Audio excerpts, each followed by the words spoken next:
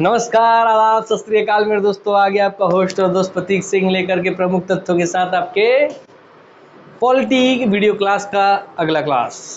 शिक्षक भर्ती कला संकाय के लिए स्पेशली डिज़ाइन किया गया है, मगर मैंने पहले भी बताया है और बार बार बता दूंगा कि आप में जो भी व्यक्ति किसी कॉम्पिटिशन एग्जाम की तैयारी कर रहा है और वहाँ अगर संविधान पूछा जाता है तो ये उन सभी बच्चों के लिए अति महत्वपूर्ण क्लास है। क्लियर होगी बातें? क्योंकि इसमें आपको संविधान शुरू से लेके लास्ट तक कंप्लीट मिलने वाला है मेरे दोस्त। ठीक, तो इसलिए ध्यान रखिए, अच्छे से पढ़िए, सीखिए, जानिए और अपने संविधान न सिर्फ और सिर्फ आपके एग्जाम के लिए ही जरूरी है, बल्कि अगर आप भारत के नागरिक हैं तो व्यक्तिगत होने के नाते आपको अपनी खुद के अधिकार, खुद के कर्तव्य, खुद की जिम्मेदारियों का भी पता होना जरूरी है एक देश के लिखे हुए संविधान के अनुसार।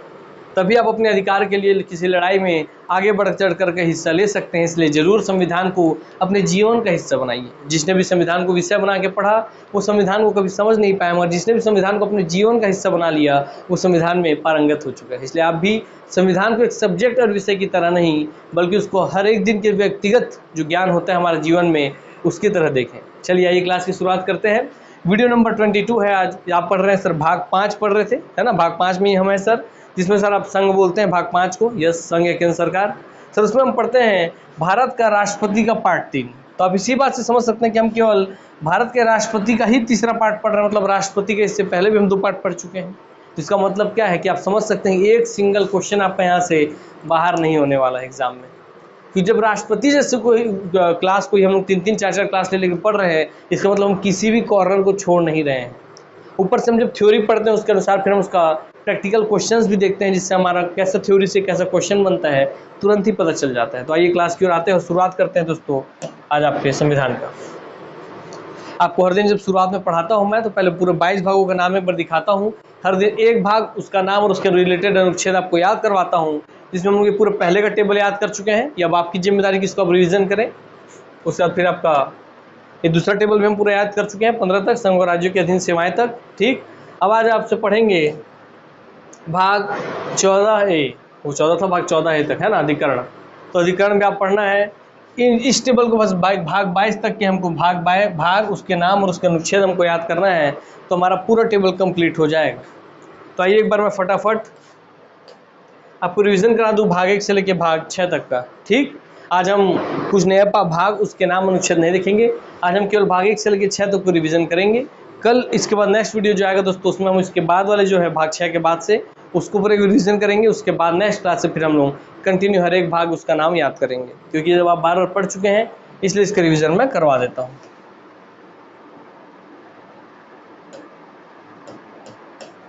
सर संविधान में टोटल 22 भाग होते हैं, आपको तो बचपन से पता होगा, याद करवा दिया हो इतना। सर इसमें इन 22 भागों में 395 अनुच्छेद हैं और सर अलग से 12 अनुसूचियां हैं। अनुसूचियों को अलग से इसलिए रखा गया है क्योंकि कुछ ऐसे विषय थे जिसमें बार बार समय के अनुसार परिवर्तन बदलाव करना होगा, इसलिए उसको अलग से रख दिया ताकि उसमें संशोधन होता रहे, तो पूरे संविधान के स्ट्रक्चर में चेंजेस ना करना पड़े। चलिए सर, आप पूरा भाग से 1 से लेकर 6 तक का आपको याद है। सर कोई भी देश होता है तो कोई भी देश का कोई ना कोई क्षेत्र होगा, जैसे हमारे भारत के नक्शे का कोई ना कोई क्षेत्र है, तो आज सर भाग 1 हो गया संघ राज्य और उसका क्षेत्र। तो भाग 1 हो गया संघ और उसका राज्य क्षेत्र, मतलब क्षेत्र।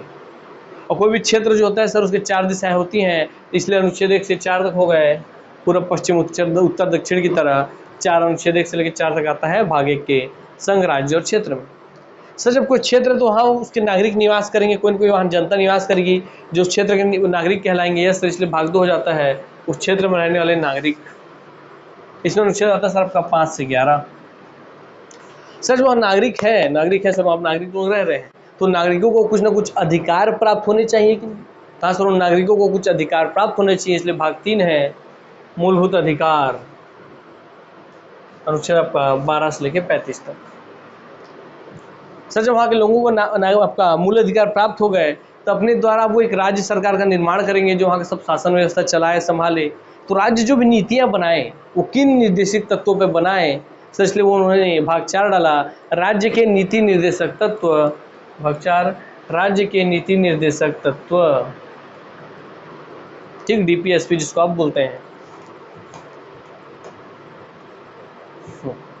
ये सर आपका 36 से 51 तक। और सर बताइए जब सरकार ने कुछ नीति बना दी हमारे लिए तो हमारा भी कुछ कर्तव्य है ना, इसलिए सर भाग 4 से हो गया 4A और सर यहाँ अनुच्छेद 51 से हो गया 51A, और सर वो आपका हमारे कुछ मूल कर्तव्य होने चाहिए, तो भाग 4A में आ गया मूल कर्तव्य। सरकार ने अपना नीति बना दिया, अपना कर्तव्य निभा दिया, और सर हमारा यह कर्तव्य जनता का कर्तव्य, तो सर आ गया 4A में, तो 4A मूल कर्तव्य। और सर भाग 5 में पाँचों उंगली जब इकट्ठा होंगी तो एक संघ बना लेंगी, इसलिए भाग 5 हो जाएगा जो हम पढ़ रहे हैं अभी, संघ सरकार, जिसमें आप अभी राष्ट्रपति का तीसरा पार्ट आज पढ़ रहे हैं मेरे साथ। हाँ सर, ये आपका 52 से 151 तक है, जिसमें अनुच्छेद 52 से लेकर 62 तक पूरा राष्ट्रपति जी को समर्पित है। ठीक, यस सर। और सर जब केंद्र सरकार हो गई तो केंद्र सरकार के बाद कौन सी सरकार है हमारे देश में? सर राज्य सरकार, इसलिए केंद्र हो गई भाग 5 में, तो 6 में आ गई राज्य सरकार। तो केंद्र सरकार, राज्य सरकार। तो इसमें आपका अनुच्छेद है 152 से 237। तो 52 से 151, 152 से 237, बस आज इतना ही ध्यान रखिए, बात खत्म। तो एक बार रिविजन करते हैं। भाग 1 क्या है सर? सर कोई हमारा भारत देश है, उसका कोई ना कोई क्षेत्र होगा, तो हाँ सर संघ राज्य और उसका क्षेत्र भाग 1। उस क्षेत्र में कोई कोई नागरिक रहेंगे, इसलिए भाग 2 नागरिकता। भाग 3 क्या, नागरिकों को कुछ ना कुछ मौलिक अधिकार मिलने चाहिए, इसलिए भाग 3 आपका मौलिक अधिकार। सर फिर जब हमको अधिकार मिल गया तो हमने अपने अधिकारों का प्रयोग करके एक सरकार का निर्माण किया, तो राज्य जो सरकार हम बनाए हैं वो हमारे लिए नीतियाँ बनाएगी, उसको नीति किस बिंदु को ध्यान में रखना है उसके लिए हम कुछ निर्देशक तत्व देंगे, तो राज्य के नीति निर्देशक तत्व भाग 4 DPSP। सर अब सरकार ने अपनी नीति बना के अपना कर्तव्य निभा दिया, तो सर हमारा जनता का कुछ कर्तव्य, इसलिए भाग 4A आपका मूल कर्तव्य, हमारा कोई कर्तव्य होना चाहिए, इसलिए मूल कर्तव्य 51A। सर भाग 5 में 5 उंगली एक हो गई, 5 में भाग 5 देखिए 5 उंगली है, 5 उंगली एक होकर के संघ बना ली, केंद्र बना ली, इसलिए संघ सरकार भाग 5। और भाग 6 हो गया केंद्र सरकार के बाद भाग 6 हो गया राज्य सरकार, भाग 5 केंद्र सरकार, भाग 6 राज्य सरकार, भाग 5 संघ, भाग 6 राज्य सरकार। क्लियर हो गई भाई बातें? Yes sir. अनुच्छेद देखते हैं सर। भाग 1 का अनुच्छेद आपका 4 दिशाओं में होता कोई क्षेत्र, तो 1 से लेकर 4। सर हमको फिर यहाँ के नागरिक है तो नागरिकता 5 से 11, हमको मौलिक अधिकार मिलने चाहिए तो 12 से 35। फिर सर आपका DPSP जो था सर आपका हो गया 36 से 51, और सर आपका मूल कर्तव्य हो गया 51 का, और सर संघ से केंद्र सरकार हो गई 52 से 151, और सर राज्य सरकार हो गई आपका 152 से 237। तो चलिए आपका GC चार्ट को रिवीजन करके रखे रहिए। अब आ जाते हैं हम आज के मेन मुद्दे के ऊपर।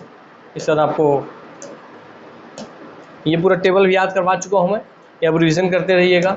बस ये टेबल हमारा बचा है, तो नेक्स्ट क्लास में सेकंड वाले को रिवीजन करेंगे, फिर यहाँ से एक कर हर दिन एक एक भाग, उसके एक नाम, उसके अनुच्छेद पढ़ते हुए चलेंगे। आइए आगे बढ़ते हैं दोस्तों। अनुच्छेद 56, अब तक 56 बोलते हैं ना वैसे यहाँ सर इससे पहले हमने एक बार आपको पहले रिवीजन करवा देता हूँ। सर हम राष्ट्रपति जी के में राष्ट्रपति से जुड़े हुए 52 से लेकर के 62 तक के अनुच्छेद आते हैं, है ना। अनुच्छेद 52 से 62 तक आपके आ जाते हैं। ठीक, मैं पहले अपने भी भाई लोगों के लिए अपना नोट्स भी खोल लूँ ताकि कुछ और एक्स्ट्रा मिले तो वो भी आपको लिखवा सको भैया।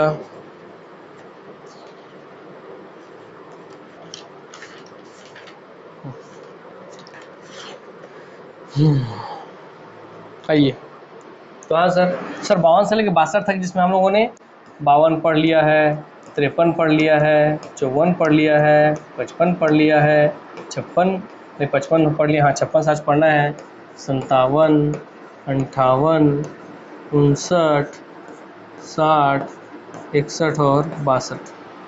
दोस्तों 52 से 62 तक, कभी ये भी ध्यान रखिएगा, पूछ सकता है कि राष्ट्रपति से जुड़े अनुच्छेद कहाँ से कहाँ तक, आप बोलेंगे 52 से 62 तक राष्ट्रपति जी से जुड़े हुए अनुच्छेद हैं।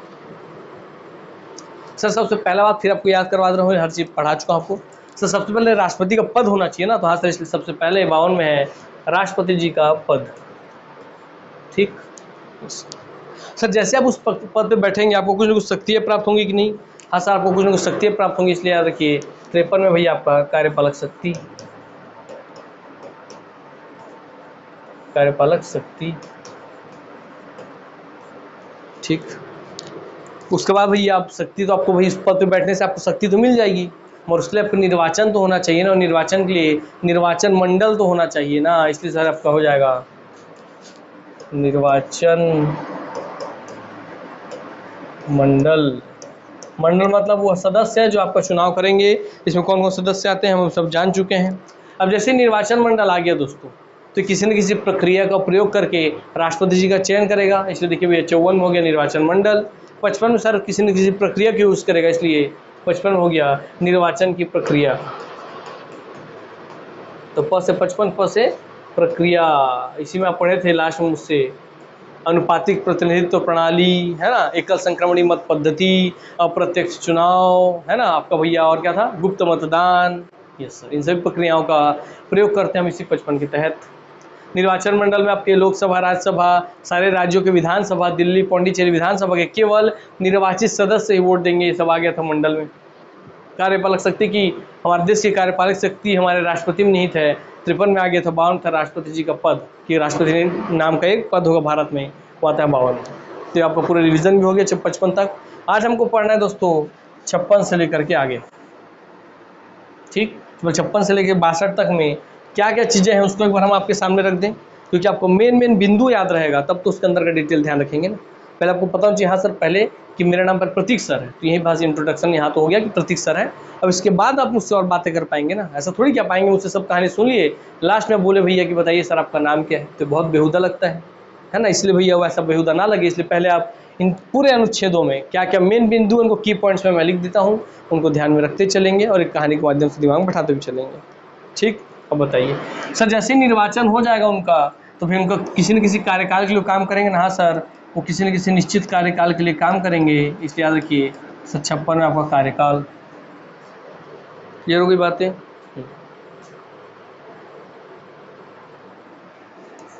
सर कार्यकाल तो हो जाएगा, मगर राष्ट्रपति जी का उस कार्यकाल में जब राष्ट्रपति जी बैठेंगे, है ना, तो सर उनको पद छोड़ने से 6 महीने पहले ही नए राष्ट्रपति का चुनाव होता है, ठीक। हाँ सर, तो पद छोड़ने से पहले नए राष्ट्रपति का अगर आप चुनाव कर रहे हैं तो पुनः निर्वाचन होगा ना। यस सर, पुनः निर्वाचन, पुनः निर्वाचित होगा कोई व्यक्ति जिसका कार्यकाल खत्म होने वाला है, उसका कोई फिर से निर्वाचित होगा, तो इसलिए पुनः निर्वाचन आ जाएगा आपका 57 में।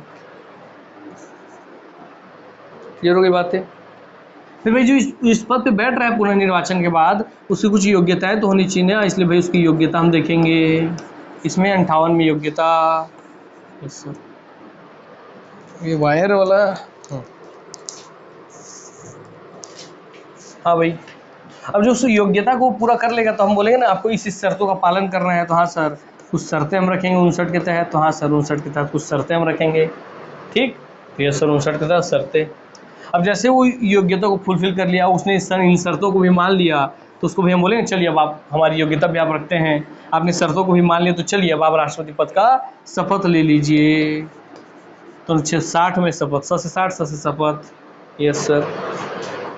और सर 61 में कि अगर मान लीजिए शपथ लेने के बाद वो पद में बैठे और कुछ हमारे साथ हमारे उस पद की गरिमा को कम करने वाला काम किया, तो हम उनको ऊपर महाभियोग चला के उनको हटा देंगे, इसलिए 61 में आ गया महाभियोग। क्लियर हो गई बातें। Yes sir. और लास्ट 62 में आ गया सर की अवधि। क्लियर। तो ये बस की पॉइंट्स हैं, इन की पॉइंट्स को पहले ध्यान रखिए, ये 52 से 62 तक के सारे की पॉइंट्स आपके दिमाग में होने चाहिए।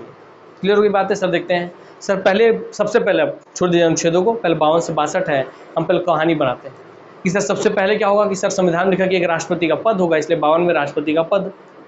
जैसे कोई इस पद को धारण करेगा तो हमारे जितनी कार्यपालक शक्ति उसी पद में नहीं थे, इसलिए 53 में हो गया कार्यपालक शक्तियाँ के सारे शक्ति उस पद के साथ जो शक्तियाँ हैं, तो वही 53 में आ गया शक्तियाँ। मगर सर उस पद पे उस शक्ति को धारण करने के लिए कोई ना कोई चुनाव होना चाहिए ना, किसी का चयन होगा। Yes sir. तो भाई इसका चुनाव करेगा कौन, तो निर्वाचन मंडल। तो भाई 52, 53, 54 में हो गया निर्वाचन मंडल, तो 54 में निर्वाचन मंडल हो गए जो लोग चुनाव करेंगे। Yes sir. भाई मगर लोग किस आधार पे, किस पद्धति, किस प्रक्रिया का प्रयोग करके चुनाव करेंगे, इसलिए 55 हो गया निर्वाचन प्रक्रिया, तो 55 निर्वाचन प्रक्रिया। सर जैसे अब उसका निर्वाचन प्रक्रिया पूरा हो गया तो क्या दोस्तों किसी न किसी अपने कार्यकाल के लिए काम करेगा। Yes sir. तो 56 में आपका हो जाएगा सर कार्यकाल। यहाँ सर एक निश्चित कार्यकाल के लिए काम करेंगे, कार्यकाल हो गया। तो सर जब कार्यकाल उनका खत्म होने वाला रहेगा तो उससे पहले फिर से पुनः निर्वाचन करना जरूरी है कि नहीं, इसलिए दोस्तों 57 में हो गया पुनः निर्वाचन, तो 57 में पुनः निर्वाचन। मगर उस पद पे पुनः निर्वाचित होकर जो व्यक्ति आएगा उसकी कोई न कोई योग्यता होनी चाहिए, इसलिए 58 में योग्यता। उन योग्यताओं को पूरा करने के बाद कुछ शर्तों का पालन करना होगा, इसलिए 59 में हो गई शर्तें। जब वो योग्यता रख लिया 58 में, 59 में सारी शर्तों का पालन कर लिया, तब हम बोले कि चलिए आप राष्ट्रपति पद का शपथ ले लीजिए, तो 60 में शपथ। हाँ सर, वो राष्ट्रपति पद का शपथ लेंगे 60 के तहत। मगर शपथ लेने के बाद जैसे उस पद पे बैठे और उसकी गरिमा को अगर कम करने वाला कोई कृत्य किए तो 61 में उनको हम हटा सकते हैं महाभियोग की प्रक्रिया। तो 61 में महाभियोग और दोस्तों 62 हो जाएगा अवधि। पूरा 52 से लेकर 62 तक सारे अनुच्छेद के इस कहानी के माध्यम से उसकी पॉइंट याद रखिए, बात खत्म हो जाएगा। चलिए अब जब ये हो गया तब हम आते हैं आज के मेन क्लास की ओर। अनुच्छेद 56 से, क्योंकि हम लोगों ने अनुच्छेद 52 राष्ट्रपति का पद, उसकी कार्यपालक शक्ति, उसके निर्वाचन मंडल, उसकी निर्वाचन प्रक्रिया अच्छा से पढ़ लिए हैं। आज हमको 56 से आगे बढ़ना है, तो चलिए आज आगे बढ़ते हैं मेरे दोस्त। एक काम करते हैं, इसको कॉट कॉपी करके रख लेते हैं ना।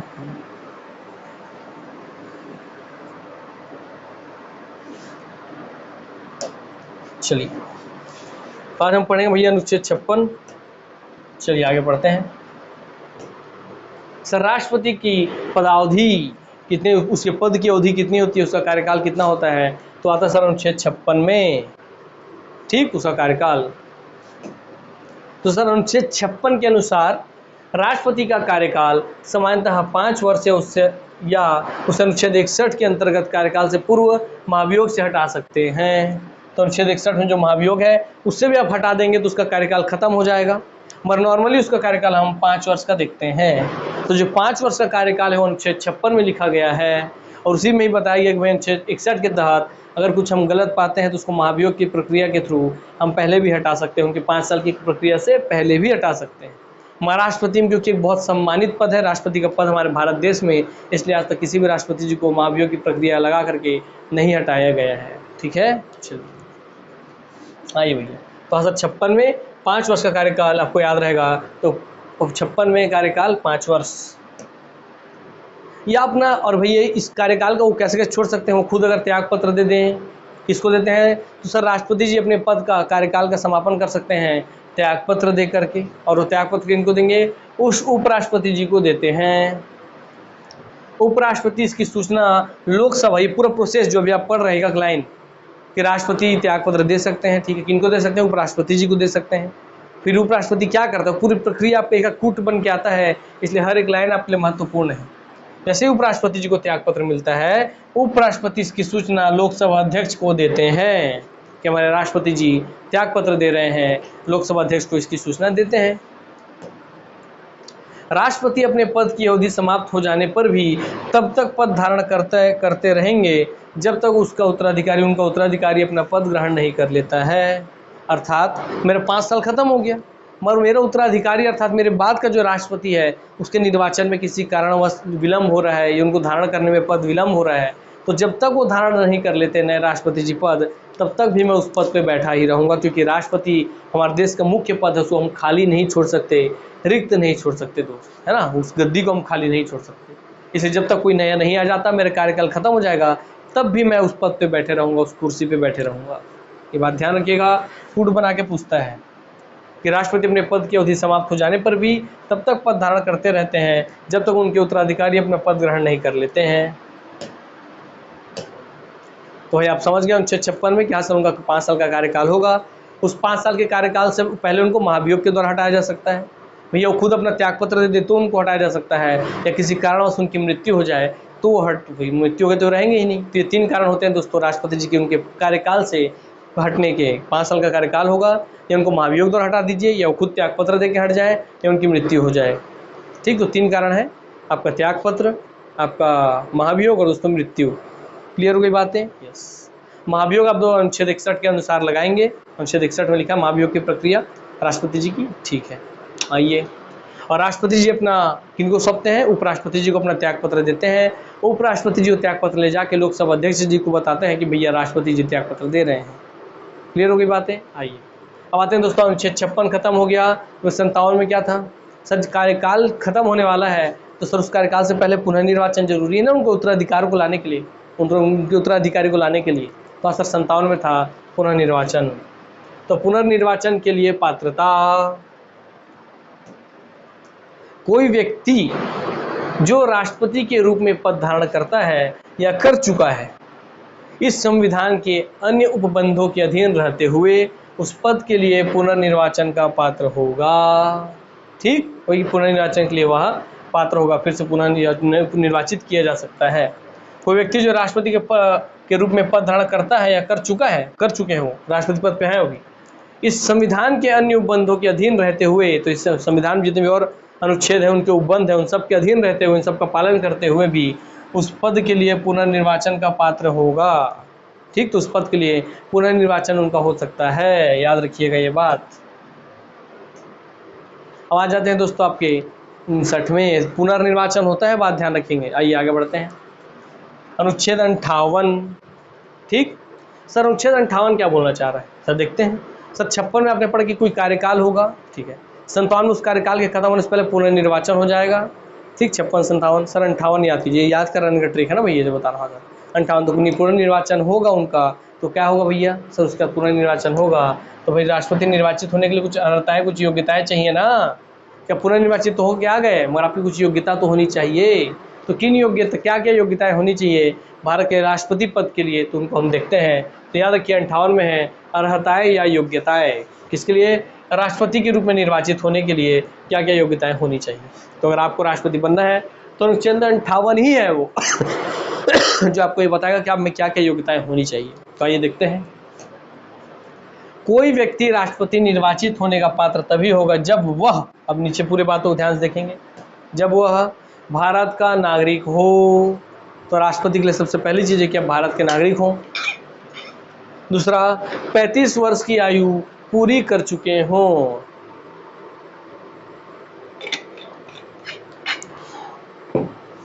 ठीक, तो अब पहले भारत का नागरिक हो। दूसरा क्या कि 35 वर्ष आपका पूर्ण हो चुका हो, अर्थात अब कम से कम 35 साल तो आपका कंप्लीट हो गया हो। आप 36वां साल आपका रनिंग हो तो कोई दिक्कत नहीं, मगर 35 साल पूर्ण हो जाना चाहिए। याद रखिए इस 35 साल में हम बार बार घूमते हैं, इसी 35 को कई बार 30, कई बार 25 करके देता है ऑप्शन में, तो आप भटक जाते हैं। क्योंकि 25 आप लोकसभा के उनका सुनते हैं, है ना, 30 राज्यसभा का सुनते हैं, 35 उपराष्ट्रपति का सुनते हैं, तो उपराष्ट्रपति राष्ट्रपति के लिए आप सुनते हैं, इसलिए आप भटक जाते हैं। तो याद रखिए राष्ट्रपति पद के लिए 35 वर्ष कम से कम आपकी आयु होनी चाहिए।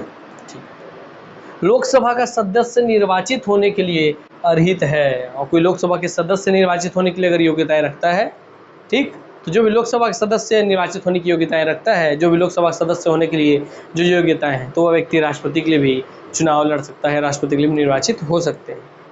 मगर यहाँ लोकसभा वाले में जो 25 वर्ष क्राइटेरिया है उसको छोड़ के, क्योंकि यहाँ 35 वर्ष है, और लोग इसी वजह से कन्फ्यूज़न होते हैं। क्योंकि लोकसभा के सदस्य की योग्यताएं अगर होने से राष्ट्रपति बन सकते हैं, तो लोकसभा के सदस्य बनने के लिए तो 25 वर्ष चाहिए। मगर दोस्तों याद रखिए कि राष्ट्रपति केस में लोकसभा की बाकी योग्यताएं तो सेम टू सेम रख सकते हैं, मगर उम्र वाले में 35 वर्ष जरूरी है। क्लियर, यहीं भटकते हैं, इसलिए आपको टोक के बता दिया हूँ मैं। आइए आगे देखते हैं।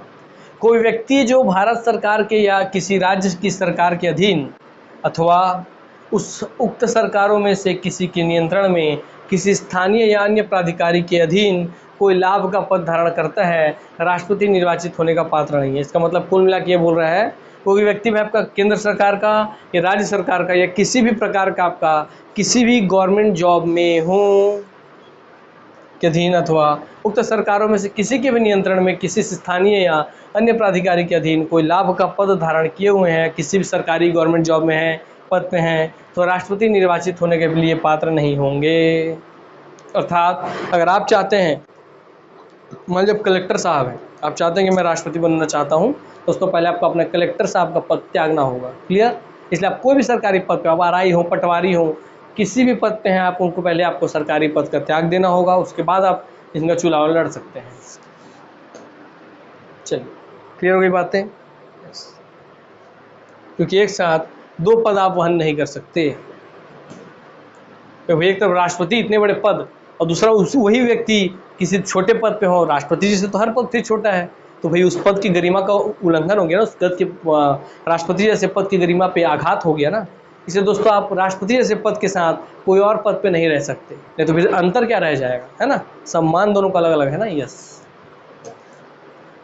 अनुच्छेद हो गए भैया आपका 58 तक आप पढ़ लिए। सर क्या क्या योग्यताएं होनी चाहिए, भारत के नागरिक हो, 65 वर्ष के भैया वो आपके 35 वर्ष 65 बोल रहा हूँ 35 वर्ष की उम्र कम से कम पूर्ण हो चुकी हो, लोकसभा के बाकी सभी योग्यताएं वो रखते हो, और दोस्तों किसी भी लाभ के पद पर ना हो। ये 4 बिंदु आप ध्यान रखना है। क्या, भारत के नागरिक हो, 35 वर्ष आयु पूर्ण हो गई हो, लोकसभा की वाकई योग्यता रखते हो और किसी लाभ के पद पे ना हो। ये 4 योग्यताएं आपको बता दिया। अनुच्छेद 58 में राष्ट्रपति जी के लिए क्या क्या योग्यताएं चाहिए, हमारा 4 उंगली में पूरा काम खत्म हो गया। आइए आते हैं दोस्तों अनुच्छेद 59 में कि भाई उन योग्यताओं को आप पूरा कर लिए तब आपको कुछ शर्तों का पालन करना होगा। तो सर राष्ट्रपति के पद के लिए शर्तें, तो शर्तें कौन कौन सी हैं, हम उनको एक बार नज़र हम फेर लेते हैं। आइए, राष्ट्रपति संसद के किसी सदन का या किसी राज्य के विधानमंडल के किसी सदन का सदस्य नहीं होगा। ध्यान से पढ़ना, इसमें से बहुत सारा क्वेश्चन बन जाता है। अब बोलते हैं सर कहाँ से आ रहा व्यवहारिक क्वेश्चन, इन्हीं लाइनों से आता है। अब जब लाइन पढ़ते हैं तो उसको सोचा कीजिए कि उसको कैसा कैसा लिख सकता है। ध्यान से पढ़िए, राष्ट्रपति संसद के किसी सदन के या किसी राज्य के विधानमंडल के किसी सदन के सदस्य नहीं होंगे। अर्थात राष्ट्रपति जी ना लोकसभा के सदस्य होंगे न राज्यसभा के होंगे, न किसी अन्य राज्य के विधानसभा के होंगे, न विधान परिषद के होंगे। अर्थात ना वो लोकसभा, ना केंद्र के, न ही राज्य के किसी भी स्तर के किसी भी सदन के सदस्य नहीं होंगे। क्योंकि जो राष्ट्र के सबसे बड़े पद पे बैठ रहे हैं वो किसी एक सदन के हो गए तो दोस्तों उस सदन के पक्षधर हो जाएंगे ना, वो नहीं। उनको निरपेक्ष रहना है ताकि वो सबके लिए बराबर न्याय की दृष्टि रख सकें, सभी को बराबर रूप से देख सकें। ठीक, आइए भैया वो किसी सदन के सदस्य नहीं होंगे, इसी में आपको घुमा घुमा के पूछ सकता है। क्योंकि आप पढ़ते हैं लोकसभा के सदस्यों की योग्यता होनी चाहिए, तो आप पूछते हैं राष्ट्रपति सिंधे घुमा करके कि राष्ट्रपति के पद के लिए आपको लोकसभा के सदस्य होना पड़ेगा, है ना, राज्यसभा के सदस्य होना पड़ेगा, या राज्य विधानमंडल कम से कम सदस्य होना पड़ेगा, या राज्य विधान परिषद का सदस्य होना पड़ेगा। तो दोस्तों ये सब चीज़ें हैं गलत गलत गलत। याद रहेगा ना, याद रखिएगा इस बातों को।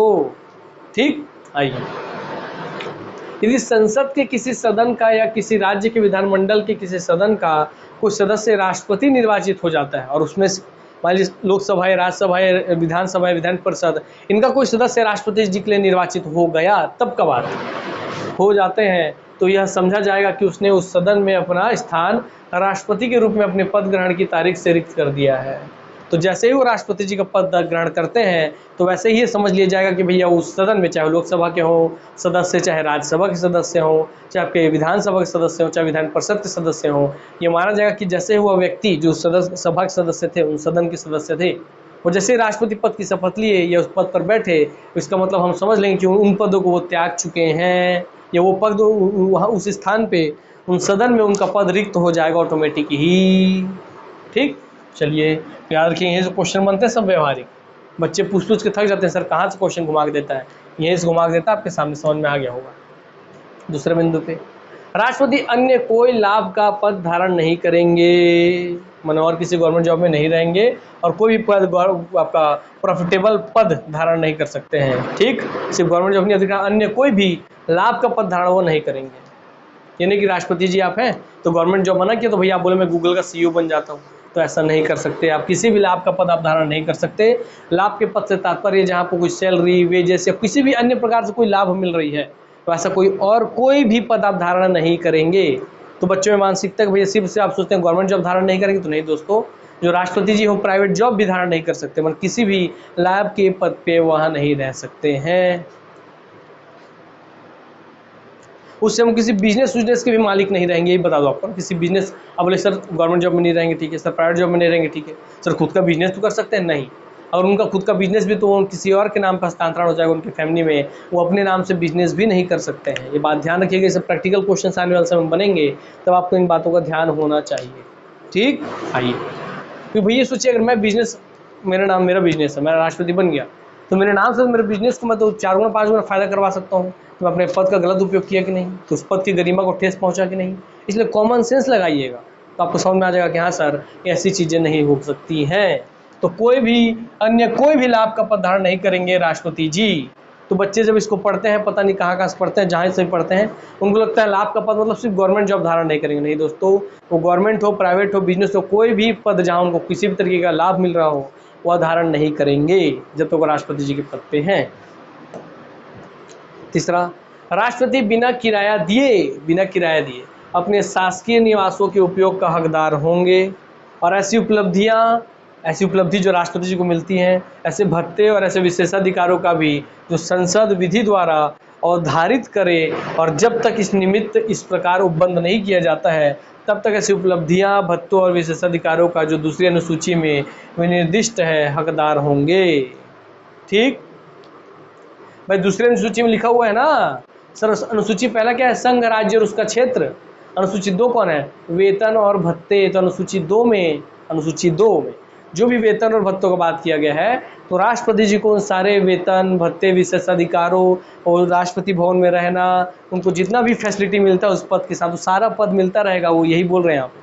वो सारी फैसिलिटी, वो सारे लाभ उनको मिलेंगे राष्ट्रपति जी के पद के साथ जो जुड़े हुए हैं, जो उनको मिलने चाहिए मिलते रहेंगे तब तक, जब तक संसद उसको बदलने के लिए कोई फिर से नया नियम कानून नहीं बना देता है। ठीक, संसद चाहे तो भैया, और याद रखेंगे संसद को भी कभी भी राष्ट्रपति जी के पेमेंट में पिछले पेमेंट से और कम पेमेंट कर दें ऐसा परमिशन नहीं है। ये बात ध्यान रखिए, कभी क्वेश्चन बना दिया तो। पहले मेरा सैलरी 1 लाख था, अब जो नया राष्ट्रपति है उसका सैलरी 50,000 कर दिए, तो ऐसा नहीं कर सकते। इसका मतलब आप उस पद का अपमान कर रहे हैं, उस पद को फिर से निचले स्तर पे देख रहे हैं। ठीक, ये बात ध्यान रखिएगा आप। क्लियर हो गई बातें? आइए, तो वही बोल रहे संसद चाहे तो विधि द्वारा नया नियम कानून बना के उन विशेषाधिकारों, उन सभी फैसिलिटीज़ पे कुछ नई चीज़ें जोड़ सकता है, हटा नहीं सकता। नई चीज़ जोड़ सकता है और उस फैसिलिटी को बढ़ा सकता है, उसमें और उन्नति कर सकते हैं, वृद्धि कर सकते हैं। ठीक, तो संसद चाहे तो उसमें बदलाव कर सकते हैं, और जब तक बदलाव नहीं होता तो जो भी नियम कानून विशेषाधिकार फैसिलिटी वेतन भत्ते सभी चीज़ें मिलती हैं, वो सारी चीज़ें राष्ट्रपति के पद पर रहने वाले व्यक्ति को प्राप्त होंगी। और ये बात दूसरी अनुसूची में भी लिखी है, जिसमें आप देखते हैं अनुसूची 2 बोलता है वेतन और भत्ते, इसलिए दूसरी अनुसूची का बात किया है। तो समझ गए आप राष्ट्रपति के पद के लिए शर्तें क्या क्या है, आपको समझ में आ गया भैया? हाँ, कि कोई भी लाभ के पद धारण नहीं करेंगे, उनको सारे फैसिलिटीज़ मिलेंगे, वो किसी भी सदन के विधानमंडल, विधानसभा, विधान परिषद, है ना, विधानसभा, विधान परिषद, लोकसभा, राज्यसभा किसी के भी सदस्य नहीं होंगे, और राष्ट्रपति जी के पद पर बैठेंगे तो वैसे ही उनका बाकी सब सदन का सदस्यता रिक्त हो जाएगा, खाली हो जाएगा, रिक्त कर दिया जाएगा। ये आपको भाई तीनों चीज़ याद रखना है, इन शर्तों में आता है। चौथा, राष्ट्रपति की उपलब्धियां और भत्ते उसकी पदावधि के दौरान कम नहीं किए जाएंगे। मैंने बोला था ना कि भाई उनकी पदावधि के दौरान कम नहीं किए जाएंगे। ठीक है, राष्ट्रपति जी मान लीजिए 5 लाख रुपये मंथली पे सेलेक्ट हो गए, तो आप भैया 2 साल उनका कार्यकाल बीता, बोल रहे हैं इनका सैलरी 5 लाख की जगह 3 लाख कर दो, तो आप ऐसा नहीं कर सकते हैं। तो उनके कार्यकाल के दौरान पदावधि, जब पदावधि 5 साल के कार्यकाल में बैठे हैं उस दौरान आप कम नहीं कर सकते हैं। राष्ट्रपति जी की कोई भी उपलब्धि और भत्ते और कोई भी और फैसिलिटी आप कम नहीं कर सकते। संसद भी चाहे तो नियम कानून बना के कम नहीं कर सकता, ये बात ध्यान रखिएगा आप। यहीं से आपको क्वेश्चंस को प्रैक्टिकली क्वेश्चन बना के आपके सामने पूछते हैं। तो भैया मेरे शिक्षक, सहायक शिक्षक भर्ती वाले लोग अपने दिमाग का कपाट खोलिए और हर एक चीज़ को प्रैक्टिकली समझिए कि आपके राष्ट्रपति जी हैं तो आप खुद बनते तो क्या क्या चीज़ आपको मिलेंगी, क्या क्या नियम कानून पालन करना है, क्या क्या शर्तें आपको पालन करना है। तो देखिए आपको एग्जाम में एक क्वेश्चन नहीं छूटेगा। तो आइए देखते हैं दोस्तों, भारत के राष्ट्रपति का कार्यकाल कितने वर्ष का होता है? 10 वर्ष, 12 वर्ष, 5 वर्ष, 6 वर्ष? आंसर बच्चे को पता है, 5 वर्ष का कार्यकाल होता है। और उसमें अगर चाहे तो त्यागपत्र दे सकते हैं उपराष्ट्रपति जी को, उपराष्ट्रपति लोकसभा अध्यक्ष को दे देंगे। ठीक है, उनकी मृत्यु हो गई तो उस पद को स्थान खाली हो जाएगा। यस, और उसको उनका महाभियोग के द्वारा भी उनका हटाया जा सकता है, अनुच्छेद 61 के तहत, याद रखें। भारत के राष्ट्रपति पद के चयन हेतु पात्रता, क्या क्या पात्रताएं होनी चाहिए के संबंध में निम्नलिखित में से कौन सा कथन असत्य है, गलत है? प्रीवियस ईयर क्वेश्चन है, आइए देखते हैं। उन्हें 35 वर्ष की आयु पूर्ण हो चुकी हो, ये तो सही बात बोल रहे हैं। भारत के नागरिक होना चाहिए, भी सही बात बोल रहा है। उन्हें लोकसभा के सदस्य के रूप में चुनाव के लिए योग्य होना चाहिए, तो लोकसभा के सदस्य के रूप में चुनाव के लिए योग्य होना चाहिए, सही बात है। उन्हें स्नातक होना चाहिए, क्या ये बात आप पढ़े थे? भाई पढ़े थे कि नहीं पढ़े थे? सर नहीं पढ़े थे, इसका मतलब यही है, गलत बात। बाकी पूरी पात्रताएं योग्यताएं वाले में ये तीनों चीज़ आप पढ़े थे कि उनका भारत के नागरिक हो, 35 वर्ष की आयु पूर्ण कर चुके हों और लोकसभा सदस्य के चुनाव के लायक योग्यता रखते हो। ठीक, चलिए आगे बढ़ते हैं। अब आते हैं दोस्तों, आपका अनुच्छेद आप पढ़ लिए 59 तक आप पढ़ लिए? हाँ सर, अनुच्छेद आप पढ़ लिए 56, है ना भाई, कार्यकाल। 57 में पुनः निर्वाचन। 58 भाई उनका योग्यता देख लिए। 59 में भाई आप शर्तें देख लिए। अब 60 में जब आप योग्यताएं शर्तों का पालन कर लिए तो दोस्तों आप 60 के तहत 60 से शपथ लेंगे। यस, तो आइए अनुच्छेद 60 में राष्ट्रपति जी का शपथ, ध्यान से इसको समझने की कोशिश कीजिएगा। आइए, राष्ट्रपति को देख लो भैया, मैं एक बार, क्लियर आप लोगों को दिख रहा है कि नहीं? दिख रहा है, कोई दिक्कत नहीं है। एक बात फिर आपको बता देना चाहता हूं मैं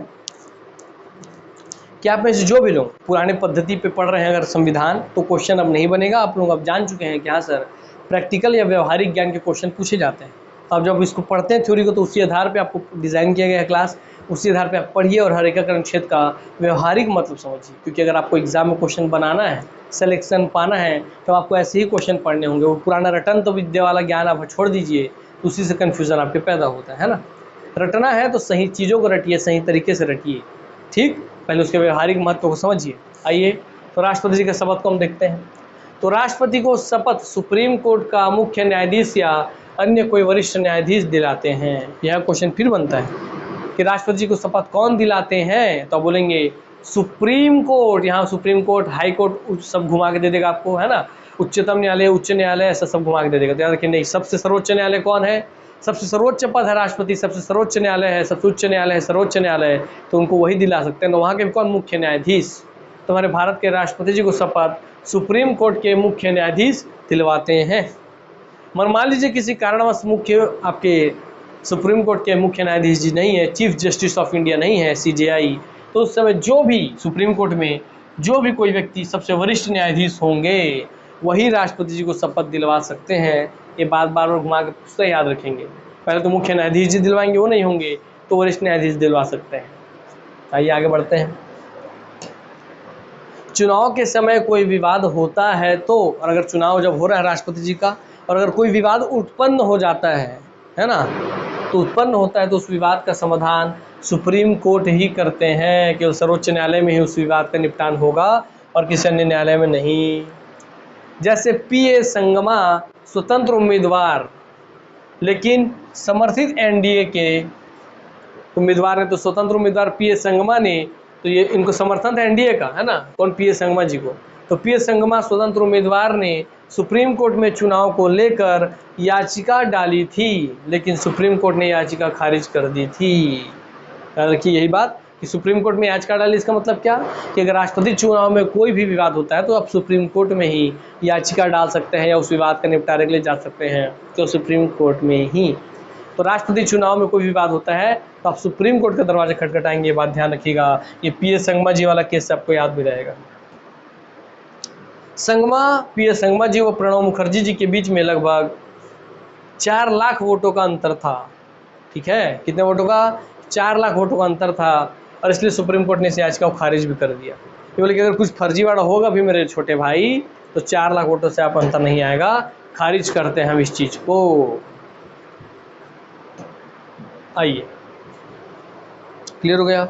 अब पदावधि हम देख लेते हैं सर आपको, ठीक, जो आप देखे थे।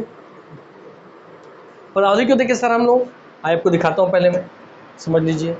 अनुच्छेद 56 से राष्ट्रपति का पदावधि उसके पद धारण करने की तिथि से, कब से, याद रखिएगा, जब से उनका राष्ट्रपति जी का पद कब काउंट होता है, पद धारण करने की तिथि से। पद धारण करने की तिथि से, जिस तारीख से वो पद धारण करेंगे, अर्थात जो शपथ ले लिए मुद्दा वो नहीं है, जिस दिन से उस कुर्सी में जाकर के बैठेंगे, साइन मारेंगे, पदावधि जिस दिन से चालू होगा, जिस दिन वो अपने पद को धारण करेंगे, है ना। ये नहीं क्या शपथ ले लिया मैं 1 महीना पहले, तो इसलिए बोलता है राष्ट्रपति जी के शपथ के बाद से उनका कार्यकाल चालू होता नहीं।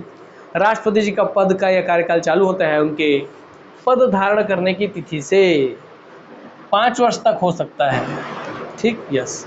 हालांकि वो अपने पद अवधि से किसी भी समय अपना त्यागपत्र उपराष्ट्रपति जी को दे सकते हैं। आप 56 पढ़े थे कि नहीं, यस, कि राष्ट्रपति जी का पदावधि 5 वर्ष का होगा, वही बात वहां बोल दिया है। अब अनुच्छेद आगे दोस्तों आपका 61 महाभियोग। इससे पहले हमारा क्या चल रहा था, शपथ होता ना, हाँ ठीक सर। अनुच्छेद 61 के द्वारा महाभियोग आगे यानी क्या है, अनुच्छेद 61 के द्वारा महाभियोग लगाने की प्रक्रिया द्वारा राष्ट्रपति को पद से हटाया जा सकता है। वो खुद त्यागपत्र दे सकते हैं, अपना महाभियोग लगा के हटा सकते हैं अनुच्छेद 61 के तहत। इसलिए हम देखते हैं कि क्या होता है भैया अनुच्छेद 61 में जो आप महाभियोग बोल रहे हैं वो क्या होता है, हम इस चीज़ को भी देख लेते हैं। तो आइए देखते हैं अनुच्छेद 61 महाभियोग की प्रक्रिया। और इसी महाभियोग कोई बार पूछता है कि महाभियोग कौन से अनुच्छेद में, अनुच्छेद 61 में है, ये बार बार पूछता है, क्योंकि राष्ट्रपति जैसे पद पे कोई बैठा व्यक्ति को अगर आप हटा पा रहे हैं तो अनुच्छेद आपको पता होना चाहिए ना। आपके देश के सबसे सर्वोच्च पद से बैठे व्यक्ति को आप हटा सकते हैं, यही एक लोकतंत्र की शक्ति है ना भाई। इसलिए याद रखिए, बहुत महत्वपूर्ण अनुच्छेद होता है अनुच्छेद 61। आइए देखते हैं भैया, राष्ट्रपति पर संविधान का उल्लंघन करने पर महाभियोग चलाकर उन्हें पद से हटाया जा सकता है। अर्थात किसी भी तरीके से संविधान में लिखी हुई किन्हीं बातों का अगर उल्लंघन करते हैं राष्ट्रपति जी, तो केवल संविधान के उल्लंघन करने पर उन्हें महाभियोग की प्रक्रिया द्वारा हटा सकते हैं। किसी भी सदन में यह प्रस्ताव आ सकता है। अब यहाँ से पूरा व्यवहारिक ज्ञान वाला क्वेश्चन पूछेगा। आप राष्ट्रपति जी पे महाभियोग चलाना चाहते हैं, तो दोस्तों आप जो प्रस्ताव लाएंगे कि राष्ट्रपति जी पे महाभियोग चलाने का प्रस्ताव, आप किसी भी सदन मतलब लोकसभा या राज्यसभा कहीं भी ला सकते हैं। हर एक बिंदु को ध्यान रखिए। आप खुद सोचिए कि मैं लेके जा रहा हूँ, या लोकसभा जाऊँ या राज्यसभा जाऊँ, मैं तो कहीं भी जा सकता हूँ। ऐसे ही ध्यान रखिए। तो किसी भी सदन में ये प्रस्ताव आ सकता है। जिस सदन में प्रस्ताव आएगा, मान लीजिए आप लोकसभा में लिख गए या राज्यसभा, कहीं भी जहां आप लेके गए, वहां 1/4 सदस्यों के हस्ताक्षर से, याद रखिए कितने, 1/4 सदस्य। मान लीजिए आप लोकसभा लेके गए तो आप 545/1/4 कीजिए, और दोस्तों वहाँ पर लेके गए राज्यसभा तो 245/1/4 कीजिए, by4 कीजिए। तो जो आंसर आएगा उतने लोगों का हस्ताक्षर होना चाहिए कम से कम महाभियोग के उस प्रस्ताव पर। कितने लोगों का? 1/4 का। तो 1/4 सदस्यों का हस्ताक्षर होना चाहिए। ठीक है। उनके हस्ताक्षर से उस प्रस्ताव के बाद 14 दिन के भीतर अध्यक्ष बैठक बुलाते हैं। अब जैसे वो प्रस्ताव जमा कर दिए भैया आप, है ना, तो उसके 14 दिन के भीतर जो भी आपके अध्यक्ष होंगे वो बैठक बुलाते हैं, लोकसभा अध्यक्ष, राज्यसभा अध्यक्ष। यदि उस बैठक में पूर्ण बहुमत से पारित हो जाता है वो जो प्रस्ताव है राष्ट्रपति जी के महाभियोग का, अगर उस बैठक में पूर्ण बहुमत से, याद रखिए पूर्ण बहुमत चाहिए, इसका मतलब ना पूर्ण बहुमत, हाँ, बहुमत से पारित हो जाते हैं तो दूसरे सदन में प्रस्ताव जाता है। तो पहले सदन की प्रक्रिया है, आप जहाँ भी लेके जाएंगे वहाँ 1/4 सदस्यों से हस्ताक्षर कराएंगे, फिर आप वहाँ लोकसभा में गए तो लोकसभा अध्यक्ष को दीजिए, चाहे राज्यसभा में आप थे तो राज्यसभा के अध्यक्ष को आप दे दिए। वो 14 दिन के अंदर बैठक बुलाएंगे अपने पूरे सदन का, लोकसभा में तो लोकसभा का, राज्यसभा है तो राज्यसभा का। वहाँ बैठक बुला करके दोस्तों पूर्ण बहुमत से अगर वो प्रस्ताव पारित हो गया, किससे? पूर्ण बहुमत से, 1/4 द्वारा हस्ताक्षरित लोगों का अगर पास हो गया, तब वह आ जाएगा दूसरे सदन में। लोकसभा में था तो राज्यसभा में आ जाएगा, राज्यसभा में था तो लोकसभा में आ जाएगा, तो दूसरे सदन में प्रस्ताव जाता है। यहाँ महाभियोग पर चर्चा होती है तथा जांच होती है। यदि जांच के दौरान राष्ट्रपति खुद या अपने प्रतिनिधि के माध्यम से अपना पक्ष रख सकते हैं, तो राष्ट्रपति जी को भी अपना पक्ष रखने का मौका मिलता है कि मैंने किसी भी तरीके से संविधान को उल्लंघन नहीं किया है, ये गलत बातें हैं, मैंने जो काम किया था इन्हीं चीज़ों पे किया था। तो उनको खुद, अपने राष्ट्रपति जी को खुद या अपने प्रतिनिधि के माध्यम से अपना पक्ष रख सकते हैं। तो राष्ट्रपति खुद भी अपना पक्ष रख सकते हैं या किसी प्रतिनिधि के द्वारा भी अपना पक्ष रखवा सकते हैं। यदि यहाँ भी पूर्ण बहुमत से पारित हो जाता है, दूसरे सदन में पूर्ण बहुमत से प्रस्ताव पारित हो गया, तो राष्ट्रपति जी को पद मुक्त करना पड़ेगा, अर्थात राष्ट्रपति जी को अपने पद से अपना पद का त्याग करना पड़ेगा। तो पूरा प्रक्रिया अपने दिमाग में बैठ गया? Yes sir. 2 व्यक्ति हैं, एक मैं हूँ और एक इधर आप हैं। सर हम लोगों ने चाहा कि राष्ट्रपति जी ने संविधान को उल्लंघन किया है, तो हमको उनको महाभियोग की प्रक्रिया अनुच्छेद 61 के तहत महाभियोग चला करके उनको हटाना है। तो मैं क्या करूँगा, एक प्रस्ताव बनवाऊँगा। मैं एक कागज़ बनाया, एक यहाँ कागज़ बना लिए। मैं मान लीजिए प्रतीक हूँ, या भैया है राज है, राज इधर राज है मान लीजिए। ठीक है भाई, चलिए। तो सर यहाँ प्रतीक है, यहाँ राज है। मैं वो प्रस्ताव लेकर के, दोनों आप समझ सके इसलिए, मैं लोकसभा गया और राज प्रस्ताव लेके गए राज्यसभा। वहाँ दोनों जगह पे हम दोनों ने 1/4 सदस्यों से साइन कराया, उन्होंने भी 1/4 सदस्यों से साइन कराया। मैंने 545 के 1/4 सदस्यों से साइन कराया, हस्ताक्षर कराया। उन्होंने 245 राज्यसभा के 1/4 सदस्य, 245/4 1/4 सदस्यों से साइन करवा लिया। उसके बाद वो जो प्रस्ताव साइन हो चुका है उसको दोस्तों मैं लोकसभा के अध्यक्ष को दे दूंगा और राज्यसभा के अध्यक्ष को दे देंगे। फिर अध्यक्ष उसको देखने के बाद 14 दिन के अंदर बैठक बुलाएंगे। ये लोकसभा में बुलाएंगे, लोकसभा अध्यक्ष लोकसभा में बैठक बुलाएंगे, राज्यसभा अध्यक्ष राज्यसभा में बैठक बुलाएंगे। और उस बैठक में जो प्रस्ताव मैंने लाया तो पास हो गया, वो राज्यसभा में पास हो गया, तो राज्यसभा वाला प्रस्ताव अब लोकसभा में आ जाएगा, लोकसभा वाला प्रस्ताव अब राज्यसभा में चल जाएगा। और अब प्रक्रिया, उस हस्ताक्षर जो हुआ है उसका जाँच होगा कि क्या जिन्होंने आरोप लगाया है, जो बात हुआ है, सबकी जाँच हुई, क्या ये बात सही भी है कि राष्ट्रपति जी ने संविधान को उल्लंघन किया भी था। तो भैया उसकी जांच होगी। जांच पड़ताल होने के बाद अगर वहाँ भी आफ्टर जांच होने के बाद दूसरे सदन में भी पूर्ण बहुमत से पारित हो जाता है, मगर उससे पहले एक बात, जब आपको वहाँ पहुँचेगा तो उस समय राष्ट्रपति जी को बुलाया जाएगा। राष्ट्रपति जी खुद भी अपना पक्ष रख सकते हैं या अपने प्रतिनिधि के द्वारा अपना पक्ष रखवा सकते हैं कि भैया मैं ऐसी गलती नहीं की थी, ऐसा ऐसा बात था, देखिए। और उसके बाद भी उस सदन ने, जो दूसरी सदन है, उसने पास कर दिया उस प्रस्ताव को, महाभियोग के प्रस्ताव को, तो राष्ट्रपति जी को अपना पद छोड़ना होगा। क्या पूरा कहानी समझ में आ गया? अब इसके बाद आप कभी भी इसमें कोई डाउट मत रखिएगा। इसमें कितना भी घुमाएं, 1/4 से 10 से 14 दिन के भीतर, तो यहाँ देखिए 1/4, यहाँ भी देखिए 1/4, 14 दिन, 1/4 से 10 से हस्ताक्षरित, पूर्ण बहुमत, ठीक। किसी भी सदन में ला सकते हैं आप पहले, चाहे लोकसभा में चाहे राज्यसभा में, या स्पीकर को देते हैं, अध्यक्ष को देते हैं, सौंपते हैं, है ना, हस्ताक्षर होने के बाद, हस्ताक्षर के बाद ही 14 दिन बाद वो बुलाते हैं। ये सब याद रखिएगा। इन सब से ही पूरा व्यवहारिक ज्ञान का क्वेश्चन पूछता है और आप इसी में कंफ्यूजन होकर के फंस के लपट के रह जाते हैं। तो एकदम स्पष्ट रखिए, बात खत्म। नहीं देखते, भारत के संविधान के किस अनुच्छेद के अंतर्गत भारत के राष्ट्रपति पर महाभियोग चलाया जा सकता है? तो अनुच्छेद 61 है महाभियोग की प्रक्रिया, अनुच्छेद 61 61B 61। भाई मेरे शिक्षक का शिक्षक भर्ती के जो भी भाई बंधु हैं, मैं अब देख रहा हूँ कि भाई वो संविधान को वैल्यू नहीं दे रहे, फुटेज नहीं दे रहे। मैं आपको बता दूं, इंडियन जीएस से पूरे भारतीय जो आता है आपका सामान्य ज्ञान, उसमें 2 ही चीज़ें आत्मा है क्वेश्चन आने वाले एग्जाम की, एक है भारतीय इतिहास, एक है भारतीय संविधान। सबसे ज़्यादा क्वेश्चन यहीं से आता है थ्योरी में। तो इन 2 सब्जेक्ट पर जिनका कमांड स्ट्रॉन्ग नहीं है वो कोई पद नहीं ले सकते, ये बात आप ध्यान कर लीजिए। तो अगर आप चाहते हैं कि नौकरी के लिए पढ़ना है, पद लेने के लिए पढ़ना है, तो आपको संविधान और भारतीय इतिहास पूरा एकदम अच्छे से समझ होना चाहिए दोनों का, है ना। और जो लोग मैं देख रहा हूँ कि यार व्यू नहीं जाता है, लोग इसमें शेयर नहीं करते, कमेंट भी नहीं करते हैं आजकल, तो लोग मतलब कमेंट भी नहीं करते हैं हाँ सर, कि हम लोग अपने स्टाइल को चेंज नहीं कर रहे हैं, अभी भी उसी रटंत विद्या हिसाब पे पढ़ रहे हैं, उनको वैसे हिसाब से पढ़ना है। तो दोस्तों याद रखिए कि आपको पद नहीं मिलेगा, और जो आप में से एक भी बच्चा जिस पैटर्न पे हम पढ़ा रहे हैं उस पैटर्न पढ़ लेगा, उसको ही पद मिलेगा। ये आप लिखित में ले लीजिए मेरे से, है ना, क्योंकि आप खुद देख रहे हैं कि भाई जब हम राष्ट्रपति जी का 3-3 क्लास ले रहे हैं तो आप समझ सकते हैं कितना वैल्यूएबल होगा। क्योंकि क्लास में मैंने अनुपातिक प्रतिनिधित्व प्रणाली और एकल संक्रमणी मत पद्धति पढ़ाया, तो भाई उसको किस स्तर का पढ़ाया होगा आप खुद सोच सकते हैं, है ना। आइए, किस अनुच्छेद के तहत राष्ट्रपति अपने पद ग्रहण करने की तिथि से 5 वर्ष की अवधि तक अपने पद पर बने रहते हैं? किसने बोला था भैया उनका कार्यकाल? बताइए सर। 55 निर्वाचन की प्रक्रिया थी, जब निर्वाचन की प्रक्रिया हो जाए तो अनुच्छेद 56 के तहत वो अपना कार्यकाल धारण करते हैं 5 साल के लिए। तो 56 पढ़ता कार्यकाल, तो अनुच्छेद 56 कार्यकाल, B 56, अब तक 56। और सर 56 जब वो कार्यकाल धारण करेंगे तो 57 में उस कार्यकाल के खत्म होने से पहले ही पुनः निर्वाचन हो जाना चाहिए, तो 57 में पुनः निर्वाचन। ऐसे आपको भी याद होना चाहिए। सर 58 में फिर उनके लिए उस पद के लिए क्या क्या योग्यताएं चाहिए? तो राष्ट्रपति पद के लिए योग्यताएं अर्हताएं 58। फिर उन योग्यताओं को रखने के बाद वो शर्तें, कुछ शर्तों का पालन करना होगा, वो शर्तों को 59 में शर्तें हो गई। यस। फिर आपको भैया 60 में आगे शपथ के, राष्ट्रपति जी को शपथ कौन दिलवाते हैं? सुप्रीम कोर्ट के भैया जो आपके चीफ जस्टिस होते हैं वो दिलाते 60 में शपथ, 60 से शपथ। और सर 61 में हो गए आपके कौन? महाभियोग की प्रक्रिया। आइए आगे बढ़ते हैं। अब आगे दोस्तों आपका अंतिम अनुच्छेद 62, जिसमें आप देखे थे अवधि वाला बात।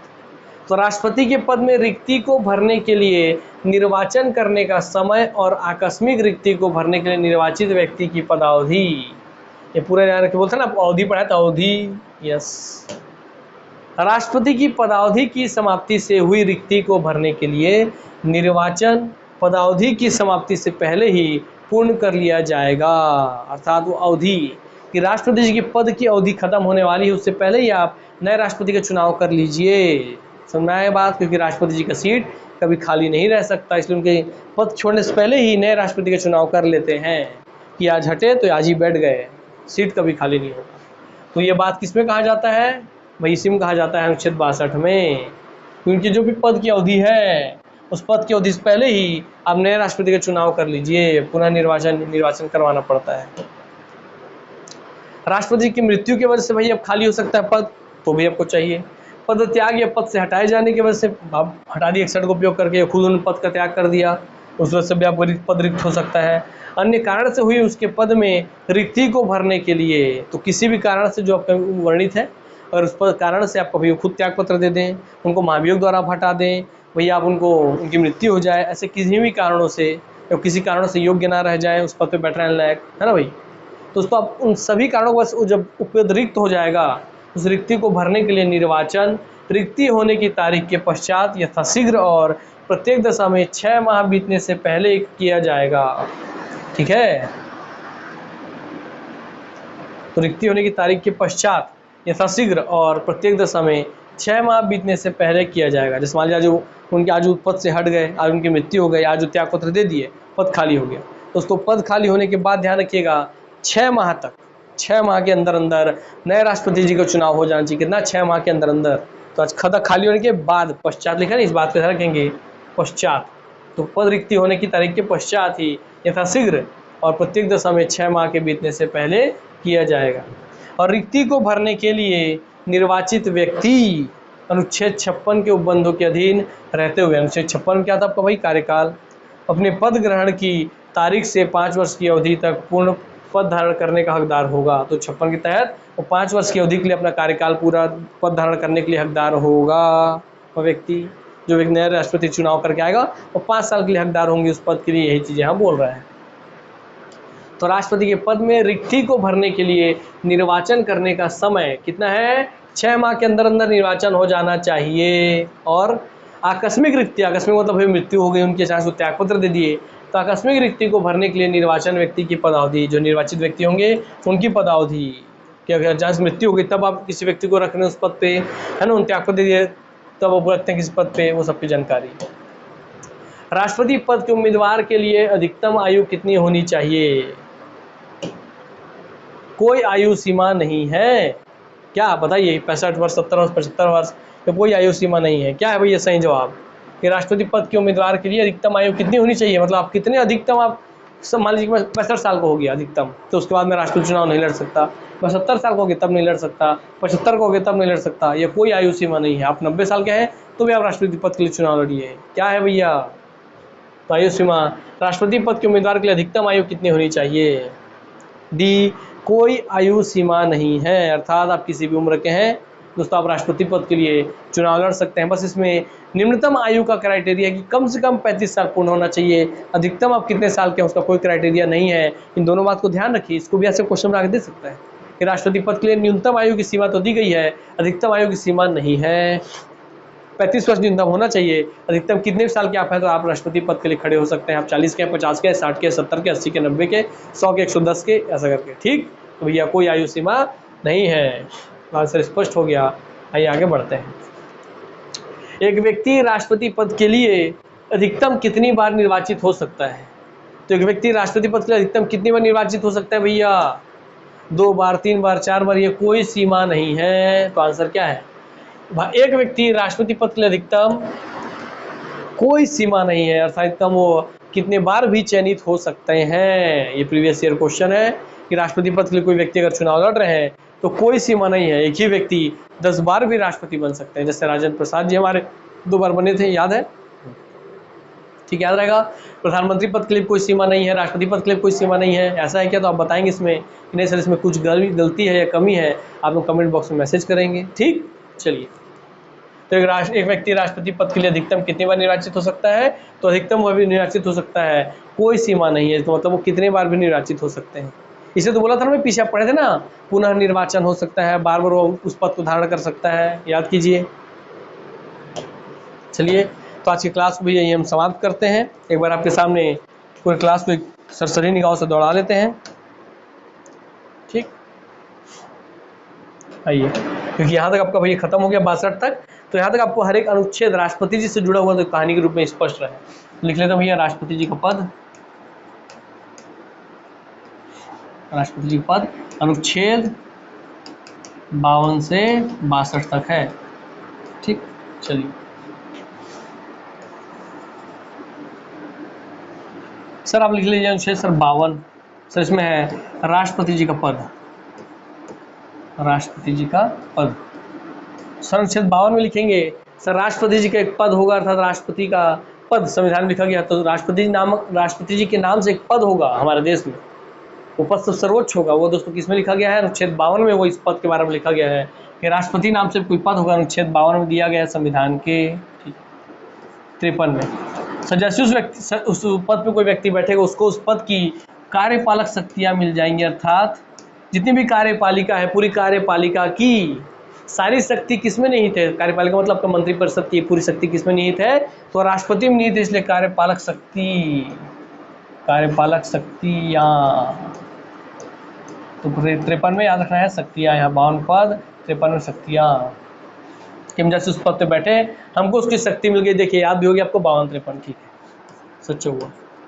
मगर भैया आप उस पद पे बैठेंगे तब तो आपको शक्ति मिलेगी ना, मगर उस पद पे बैठेंगे कैसे? आपको कोई ना कोई चुनाव तो होगा ना, तो चुनाव करेगा कौन? अर्थात आपका 54 में आ गया निर्वाचन मंडल, कि कोई ना कोई निर्वाचन मंडल होना चाहिए जिसमें आप क्या जानते हैं कि लोकसभा, राज्यसभा, सारे राज्यों के विधानसभा, ठीक, और दोस्तों विधान परिषद जहाँ है वहाँ पे हो गया, विधान परिषद का नहीं लेना, हाँ सर, सारे राज्यों के विधानसभा, लोकसभा, राज्यसभा, सारे राज्यों के विधानसभा, दिल्ली और पौंडीचेरी के विधानसभा, इन सब के केवल निर्वाचित सदस्य ही होने चाहिए। तो ये भैया निर्वाचन मंडल इन्हीं लोगों से मिलकर बनेगा, यही लोग वोट देते हैं, मतलब संसद विधायक ये सब मिलकर वोट देते हैं। ठीक, तो कौन कौन लोग वोट देंगे आपको पता चल गया सर? हाँ सर, कौन कौन उस मंडल में सदस्य होंगे पता चल गया। ठीक, 55 हो गए सर। निर्वाचन का मंडल तो आप सर छाट लीजिए, भाई हम इतने सारे लोग हैं, हम लोग राष्ट्रपति जी का चुनाव करेंगे, हम लोग राष्ट्रपति जी के लिए वोट देंगे, मगर भैया आप किस आधार पर दोगे, कौन सी प्रक्रिया अपनाओगे, कैसे वोटिंग करोगे? तो इसलिए भैया 55 होना चाहिए भैया आपका निर्वाचन की प्रक्रिया। इसी निर्वाचन की प्रक्रिया में भैया आप बोलते हैं कि हाँ सर हम लोग गुप्त मतदान करेंगे, अप्रत्यक्ष मतदान होता है, क्योंकि भाई हम डाक वोट नहीं देते, हमारे द्वारा चुने हुए सांसद विधायक वोट देते हैं, इसलिए सर अप्रत्यक्ष मतदान हो जाएगा। गुप्त मतदान जरूरी है ताकि किसी को पता ना चले कि कौन किसको वोट दिया है, कौन किसको नहीं दिया है। ठीक है, ठीक, फिर उसके बाद अगला आता है सर अनुपातिक प्रतिनिधित्व प्रणाली होता है और एकल संक्रमणीय मत पद्धति होता है। अनुपातिक मतलब कि कितने लाख लोगों पे यहाँ पे मत मूल्य गणना की जाती है, कि कितने विधायकों के मूल्य के बराबर एक सांसद का मत मूल्य होगा, कितने विधायकों के वोटिंग के बराबर एक सांसद का वोटिंग होगा। ये होता है अनुपातिक प्रतिनिधित्व प्रणाली पे, कि 10 लाख लोगों पे एक नेता होगा, 50 लाख लोगों पे एक नेता होगा, वो कितने लाख लोगों को वोट को एक नेता का वोट माना जाएगा, ये सब चीज़ें।